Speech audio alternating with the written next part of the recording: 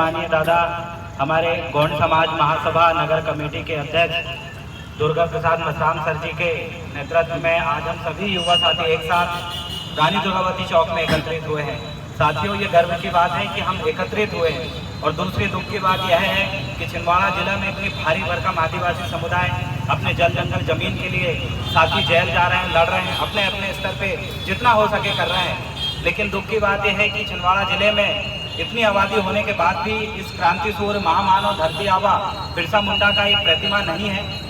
लेकिन फिर भी हम पूरे जोश और जुनून के साथ उनकी फोटो में ही माल्यार्पण हम किए हैं और अपने जीवन में ये अमल हम हमेशा लाएंगे कि जल जंगल जमीन की लड़ाई नियम कानून से लेकर जो भी पारंपरिक तरीके से लड़ना हो हम जरूर लड़ेंगे। जिस भी तरीके से हो अपने अपने स्तर पर लड़ाई लड़ेंगे। और दूसरी बात मैं भी कहना चाहता हूँ, हमारे इस वार्ड के पार्षद महोदय हो या फिर ये जो समिति है इसके लिए बजट जारी होता है, लेकिन बड़े दुख के साथ कहना पड़ रहा है जिस जगह हम खड़े हैं और इसको मैनेजमेंट के लिए जो समिति बनी है उनके पास अभी 6 महीने से कोई पैसे ही नहीं आया बोले इसको मैनेजमेंट के लिए, ना घास में पानी खींचने के लिए ना लाइट के लिए। तो उस समिति के अध्यक्ष का कहना है कि पार्षद ही महोदय संभालेंगे। आप देख सकते हैं एक तरफ महामानव बिरसा मुंडा को राष्ट्रीय स्तर पे उनकी पहचान है।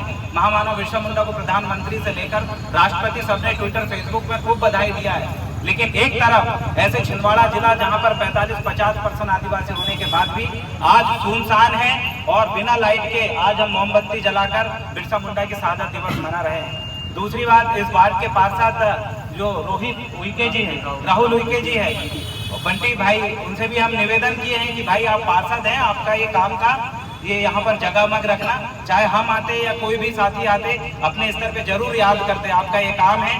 लेकिन आपने भी लापरवाही बरती, ये भी बहुत दुख का विषय है। और सम्मानित साथी, आगामी लड़ाई को हम कोशिश करेंगे छिंदवाड़ा स्तर पे सभी गिले शिकवे बुलाकर अपने संगठन को एक तरफ रख के संयुक्त रूप में एकत्रित होकर अगर किसी लड़ाई को लड़ने का विषय आएगा तो ऐसे ही दुर्गा प्रसाद मसराम सर और अन्य हमारे वरिष्ठ जनों के नेतृत्व में हम जरूर एक होकर लड़ाई लड़ेंगे।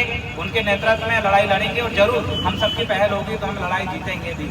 और महामानव बिरसा मुंडा के जो मिशन है, आजाद भारत में संविधान लागू होने के पश्चात भी बोले हम संविधान के उल्लंघन होने के बाद हमारे नए नए युवा साथी पारंपरिक तरीके से अपनी लड़ाई लड़े, उनके ऊपर भी कई मुकदमे जड़े गए।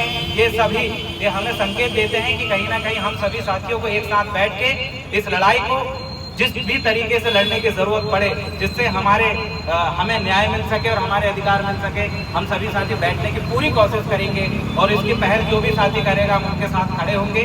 और इतना ही कहकर अपने विचार को विराम दूंगा। मैं कहूँगा बिरसा मुंडा अमर रहे, लड़ेंगे। बहुत बहुत धन्यवाद।